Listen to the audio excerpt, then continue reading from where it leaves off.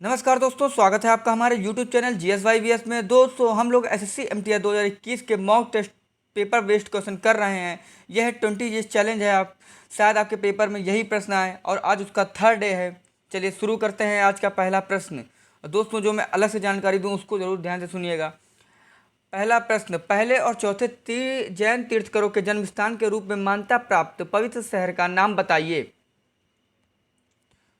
तो पहले और चौथे तीर्थंकरों के जन्म स्थान के आधार पर मान्यता प्राप्त आपका हो जाएगा ऑप्शन सी, अयोध्या। अयोध्या जो कि उत्तर प्रदेश में स्थित है। और आपके जैन धर्म के प्रथम तीर्थंकर थे भगवान ऋषभदेव, तथा जैन धर्म की स्थापना आदिनाथ और ऋषभदेव ने की थी, जबकि वास्तविक संस्थापक थे आपके महावीर स्वामी जो कि 24वें तीर्थंकर थे। तथा जैन धर्म के दोस्तों याद कर लीजिएगा महत्वपूर्ण सिद्धांत है आपके अहिंसा, सत्य, अस्तेय, अस्तेय मतलब चोरी न करना, अपरिग्रह और ब्रह्मचर्य। और जैन जिस स्थान पर जैन पूजा करने के लिए जाते हैं उन्हें जैन मंदिर या देरासर कहा जाता है। दोस्तों याद करिए देरासर कहा जाता है। और जैन धर्म को दो खंडों में विभाजित किया गया है, श्वेतांबर और दिगंबर। नेक्स्ट दूसरा प्रश्न, नीचे दिए गए विकल्पों में उल्लिखित विदेशी यात्रियों में से भारत आने वाले सबसे पहले कौन थे। तो इसका सही उत्तर हो जाएगा आपका ऑप्शन बी, मेगास्थनीज। मेगास्थनीज भारत का दौरा करने वाला सबसे पहला व्यक्ति था। और इनके रहने की अवधि थी आपकी 302 ईसा पूर्व से 298 ईसा पूर्व थी। वह एक यूनानी नृवंश विज्ञानी और राजदूत थे। वह सेल्यूकस के राजदूत थे तथा इन्होंने चंद्रगुप्त मौर्य के वर्चस्व के दौरान भारत का दौरा किया। और चंद्रगुप्त को यूनानियों द्वारा सेंड्रोकोटस के नाम से जाना जाता है और वह इंडिका पुस्तक के लेखक भी थे। मेगास्थनीज आपके। नेक्स्ट तीसरा प्रश्न, संसद संविधान के तहत भारत की आधिकारिक भाषा के प्रावधान में संशोधन कर सकती है। तो इसका सही उत्तर हो जाएगा आपका ऑप्शन ए, इसके सदस्यों का एक साधारण बहुमत। संसद अपने सदस्यों के एक साधारण बहुमत द्वारा संविधान के तहत भारत की आधिकारिक भाषा में प्रावधान को संशोधित कर सकती है तथा यह 8वीं अनुसूची और संबंधित संवैधानिक प्रावधान के तहत होता है। और यह अनुच्छेद 343 से 351 में आधिकारिक भाषाओं से संबंधित है आपका। तथा दोस्तों ये चीज़ इसमें याद कर लीजिएगा। और भाषाएं आपकी टोटल 22 आधिकारिक भाषाएं हैं और संविधान की 8वीं अनुसूची में निम्नलिखित 22 भाषाएं शामिल हैं आपकी। दोस्तों याद कर लीजिएगा, असमिया, बंगाली, गुजराती, हिंदी, कन्नड़, कश्मीरी, कोंकणी, मलयालम, मणिपुरी, मराठी, नेपाली, उड़िया, पंजाबी, संस्कृत, सिंधी, तमिल, तेलुगु, उर्दू, बोडो, संथाली, मेदी और डोगरी। दोस्तों इन भाषाओं में से 14 को शुरू में संविधान में शामिल किया गया था और 1967 के 21वें संशोधन अधिनियम द्वारा सिंधी भाषा को जोड़ा गया था तथा 1992 के 71वें संशोधन द्वारा कोंकणी, मणिपुरी और नेपाली को जोड़ा गया था तथा 2003 के, तो याद कर लीजिएगा, 2003 के 92वें संशोधन अधिनियम द्वारा BDMS यानी कि बोडो, डोगरी, मैथिली और संथाली यानी कि BDMS इसको कहीं बोल सकते हैं हम लोग, BDMS यानी ये हो जाएगा बोडो, डोगरी, मैथिली एंड संथाली।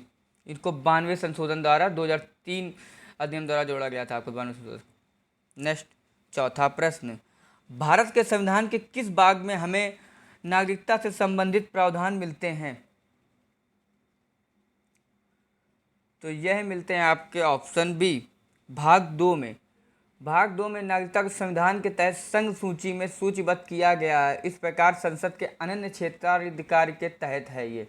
और यह नागरिकता के हकदार वह व्यक्ति होंगे जो भाग 2 के अनुच्छेद 5 से 11 में दिया गया है। व्यक्ति जो होगा संविधान के अन्य प्रावधानों के विरुद्ध जो 26 जनवरी 1950 को अस्तित्व में आया तथा प्रावधान नागरिकता अधिनियम आपका 1955 के तहत सूचीबद्ध है। और यह भारतीय नागरिकता प्राप्त करने के 4 तरीके हैं आपके पास, जन्म, वंश, पंजीकरण और प्राकृतिकरण, जो भारतीय नागरिकता के दौरान होता है। नेक्स्ट पांचवा प्रश्न, निम्नलिखित में से कौन सा मवेशी रिंडरपेस्ट बीमारी से प्रभावित हो सकता है? तो ये हो सकते हैं आपके ऑप्शन डी, ये सभी भेड़, बकरी, सुअर, सभी मवेशी रिंडरपेस्ट बीमारी से प्रभावित हो सकते हैं। यह संक्रमित जानवर के तापमान में 104 से 160 डिग्री फ़ारेनहाइट तक की वृद्धि होती है इसमें, और यह सबसे विनाशकारी होती है। नेक्स्ट, छठा प्रश्न, द्रव की सांद्रता इनमें से क्या होगी? तो यह हो जाएगा आपका तापमान में वृद्धि के साथ घटती है, यानी कि ऑप्शन बी तापमान में वृद्धि के साथ घट जाती है। आपकी तरल पदार्थों की सांद्रता तापमान में वृद्धि के साथ घट जाती है, जबकि गैसों के मामले में यह बढ़ जाती है। नेक्स्ट, सातवां प्रश्न, निम्नलिखित में से किस समस्थानिक का उपयोग परमाणु ऊर्जा संयंत्रों में विद्युत उत्पन्न करने के लिए किया जाता है? तो यह क्या आता है आपका ऑप्शन सी, यूरेनियम 235। यूरेनियम 235 का उपयोग परमाणु ऊर्जा संयंत्रों में विद्युत उत्पादन के लिए किया जाता है तथा इसका उपयोग नौसेना के परमाणु प्रणोदन प्रणाली में भी किया जाता है, और अन्य उपयोग इसके हो गए कांच के बर्तन और रंगीन चमकीले रोगन और दीवार टाइल की एक किस्म का उत्पादन किया जाता है। तथा इसके आप अलग अलग जो बचे हैं ऐसे, यानी कि यूरेनियम 238, 131, 235, 109, तो यानी कि यूरेनियम 235 का हो जाएगा उपयोग, इसका होगा। दोस्तों याद कर लीजिएगा, ये पेपर में परीक्षाओं में पूछा जाता है। दंत चिकित्सा में जोड़ के लिए इस्तेमाल किया जाता है आपका यूरेनियम 234, तथा आयोडीन 131 आपका हो जाएगा थायराइड विकारों के उपचार में उपयोग किया जाता है, और कैडमियम 109 का प्रयोग होगा आपका धातु के मिश्र धातुओं का विश्लेषण करने के लिए उपयोग किया जाता है। तथा चौथा फास्फोरस 33, तो इसका उपयोग होगा आपका आणविक जीव विज्ञान और आनुवंशिक अनुसंधान में उपयोग किया जाता है। आठवां प्रश्न, पुस्तक letters from father to daughter लिखी गई थी? तो यह लिखी गई थी आपकी ऑप्शन सी, जवाहरलाल नेहरू द्वारा। जवाहरलाल नेहरू जो भारत के प्रथम प्रधानमंत्री थे, तथा पिता से उनकी बेटी को पत्र, जवाहरलाल नेहरू द्वारा उनकी बेटी इंदिरा प्रियदर्शनी को लिखे गए पत्रों का एक संग्रह है, उसके रूप में उन्होंने ये पुस्तक लिखी थी। तथा आपकी महात्मा गांधी ने लिखी थी आपकी सत्य के साथ मेरे प्रयोग, और बीबी पटेल द्वारा लिखी गई थी आपकी भारत विभंजन। दोस्तों याद करिएगा, ये परीक्षाओं में प्रश्न पूछे जा सकते हैं। और एस राधा कृष्ण द्वारा पूछी गई थी आपकी जीवन का दृश्य। नेक्स्ट, नवा प्रश्न, पुस्तक A century is not enough किसके द्वारा लिखी गई है? तो पुस्तक A century is not enough लिखी गई है आपकी ऑप्शन बी, सौरभ गांगुली द्वारा।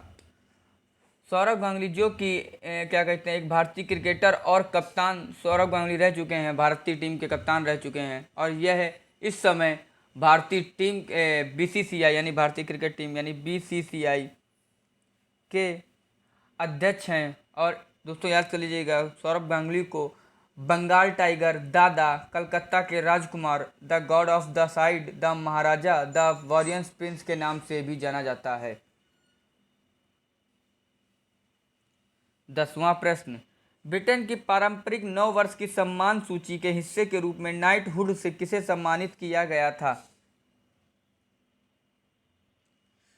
तो यह सम्मानित किया गया था आपका लुइस हैमिल्टन, यानी कि ऑप्शन बी, लुइस हैमिल्टन को ब्रिटेन के पारंपरिक 9 वर्ष की सम्मान सूची के हिस्से के रूप में नाइटहुड से सम्मानित किया गया था। नेक्स्ट, 11वां प्रश्न, संसद से कितने दिनों की अनुपस्थिति के बाद किसी सांसद को अयोग्य घोषित किया जा सकता है? तो आपके ऑप्शन है ऑप्शन ए 30 दिन, बी 60 दिन, सी 90 दिन, और ऑप्शन डी 120 दिन।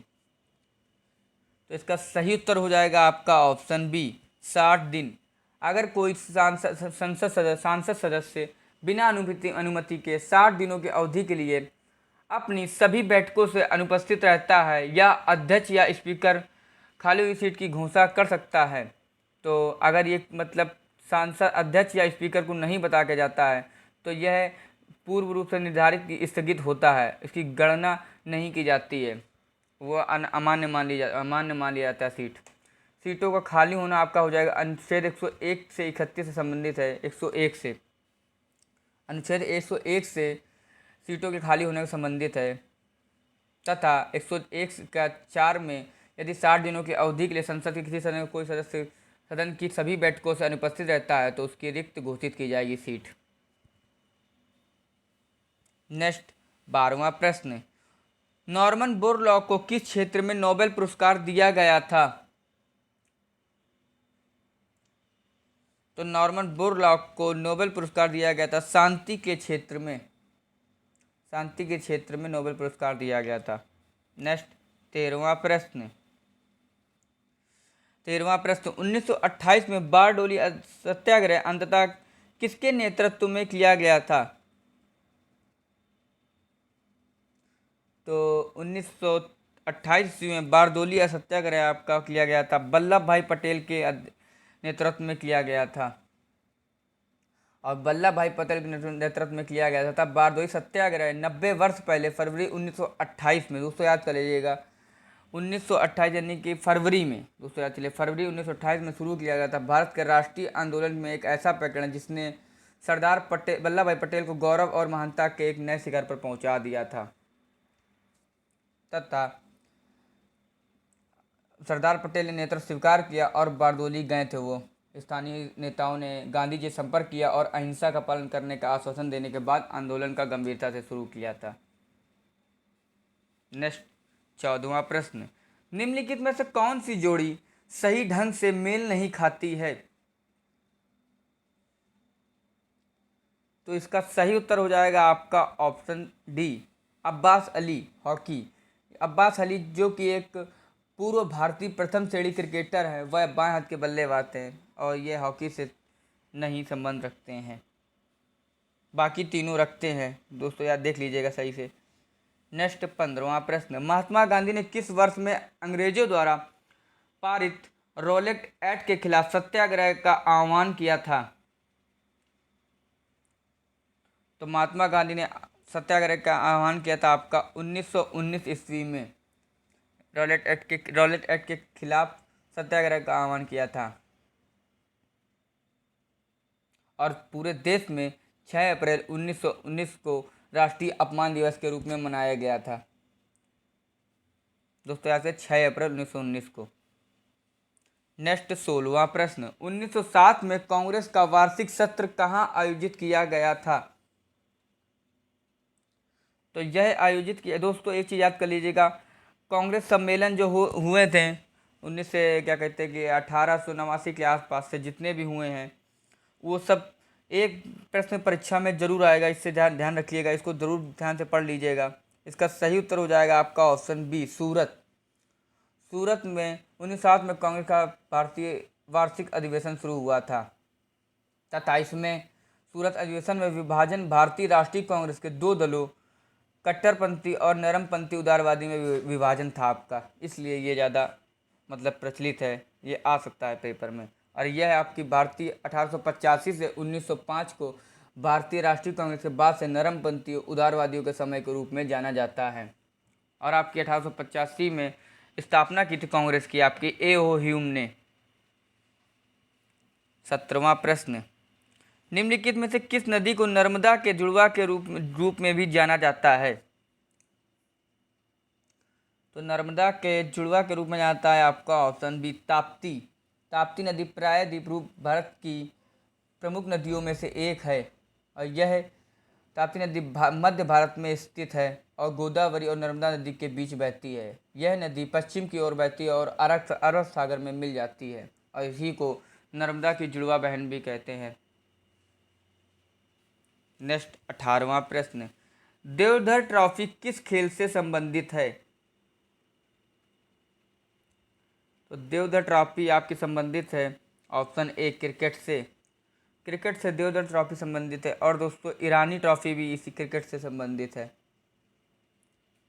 नेक्स्ट 19वां प्रश्न, लीजा स्थालकर किस खेल से संबंधित हैं?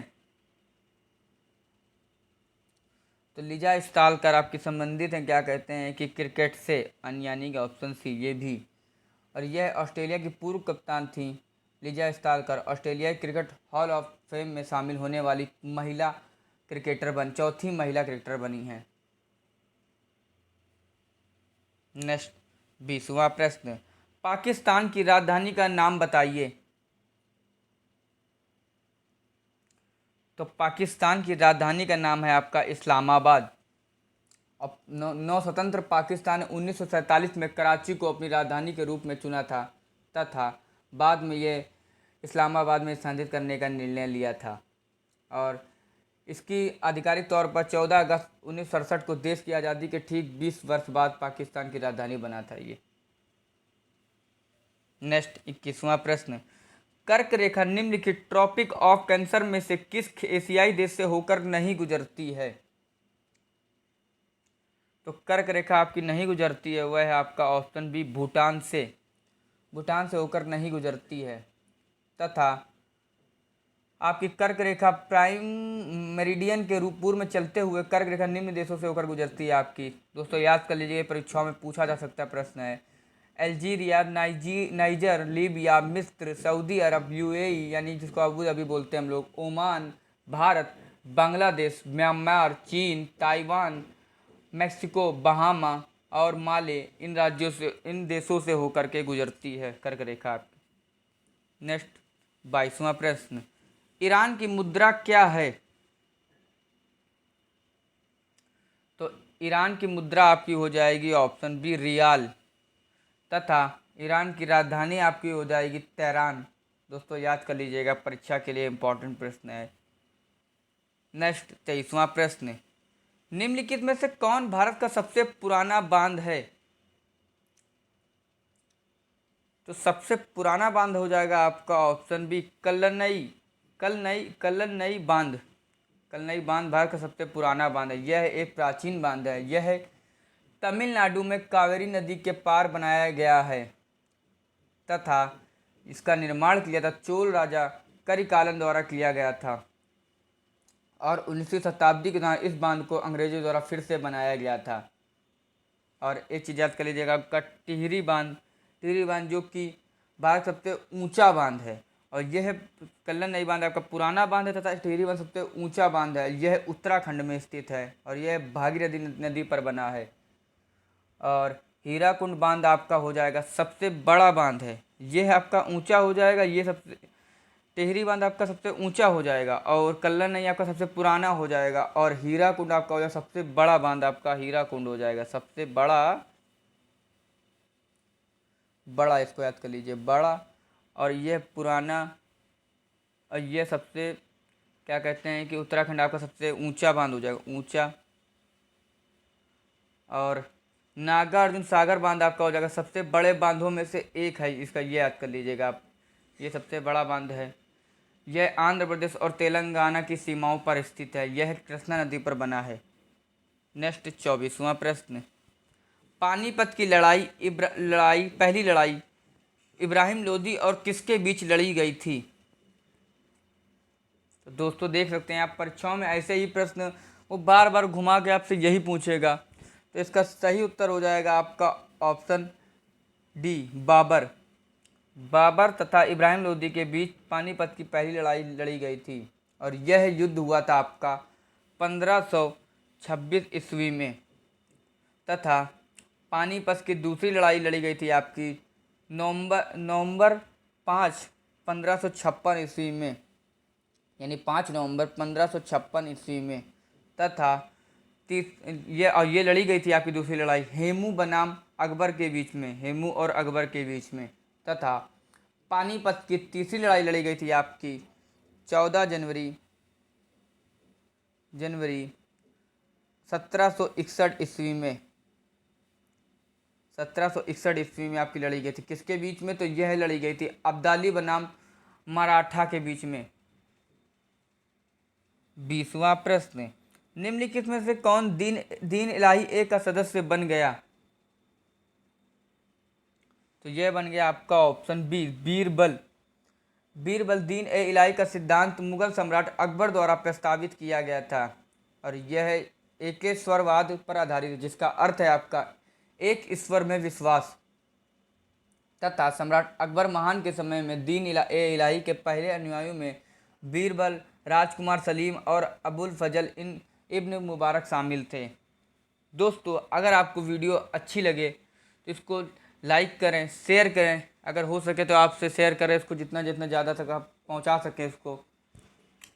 ऐसी ही वीडियो हम लोग आपको प्रोवाइड कराते रहेंगे और ये गारंटी है, इससे बाहर परीक्षा में जल्दी नहीं जाएगा